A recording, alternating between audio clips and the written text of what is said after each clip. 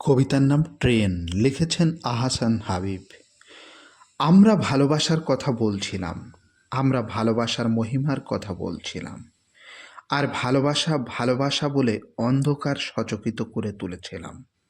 কিন্তু অপার্থিব আনন্দ আমাদের চারপাশে জোনাকির মতো জ্বলছিল। আমরা ভালোবাসার কথা বলতে বলতে যখন প্রায় ঘৃণার কাছাকাছি পৌঁছেছি, সমস্ত মধ্যরাত কাঁপিয়ে তখন শেষ ট্রেনের হুইসেল শোনা গেল। আর আমরা তখন, যেহেতু ঘৃণা আমাদের গন্তব্য উজ্জ্বল করে তুলেছে, সেই ঘৃণা থেকে প্রত্যাবর্তনের আশায় আবার আমরা ভালোবাসা ভালোবাসা বলে চিৎকার করে উঠলাম।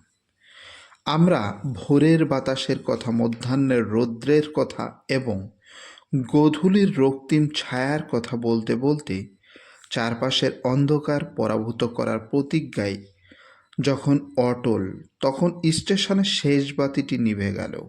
প্রকাণ্ড এক আলোর বৃত্ত যখন পৃথিবীময় ছড়িয়ে গেল, যখন গার্ড মাস্টার এবং ফেরিওয়ালা সবাই মানব সম্পর্কের অধীন হয়ে গেল, দুটি কদাকার জন্তুর মতো ক্ষুধার্ত চোখে আমরা আমাদের চারপাশে ভালোবাসার ভস্মস্তূপের দিকে তাকিয়ে থাকলাম, প্রথম ট্রেন আসবার সময় হয়ে গেছে জেনেও আমরা আর উদ্বিগ্ন হলাম না।